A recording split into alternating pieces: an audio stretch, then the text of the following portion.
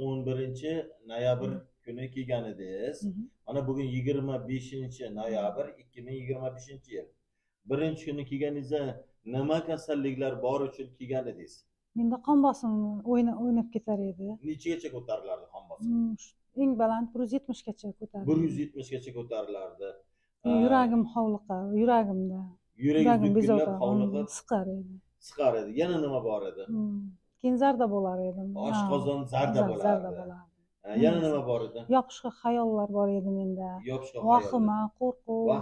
Juda tushkun ahvolda edim. Tushkunlik holatida. Sabrsizlik. Sabrsiz.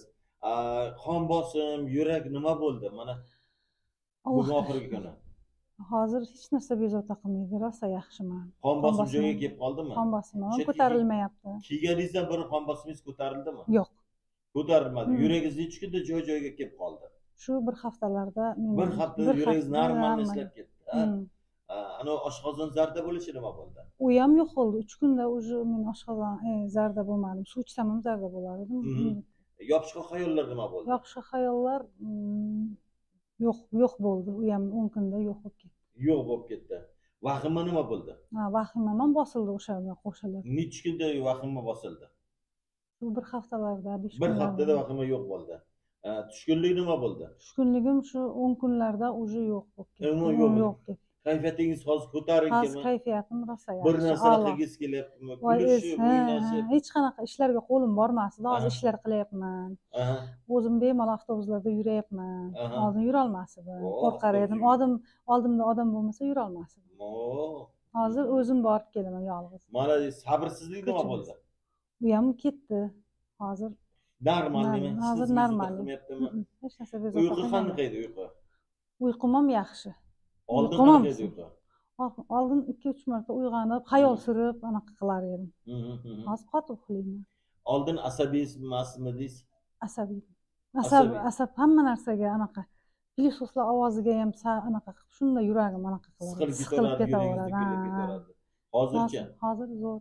Hozir umuman hech kimga anaqa qilmayman. Televizorlar ovozini ham pasaytirib qo'yar edim, boshqa kanal. Hozir yo'q, televizorlarga qarayman. Молодец. Necha foiz sog'lom bo'ldingiz? Men qaror 100% sog'lomman, Allohga. Odamlarga dori-darmonsiz sog'ayasan desa ko'pchilik ishonmaydi-da. Odam dori-darmonsiz sog'ayar ekanmi? Sog'ayar ekan, men ham ikkilanib kelgan edim. Ha bir borib ko'raychi deb. To'g'ri. O'zim ham ikkilanganman. O'zim ikkilangandim. Sog'ayaverganman keyin yo tavba deb hayron qoldim. Молодец, молодец, молодец.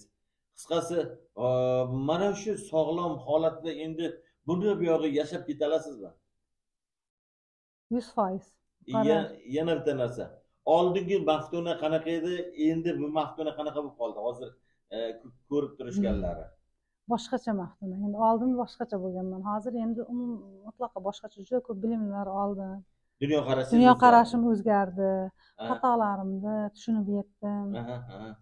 Odamlarga qanday munosabat, hammasini mana shu yerda o'rgandim. Молодец, молодец. Rahmat, Alloh umringizni uzoq bo'lsin, nima niyatlaringiz bo'lsa Alloh yetkazsin.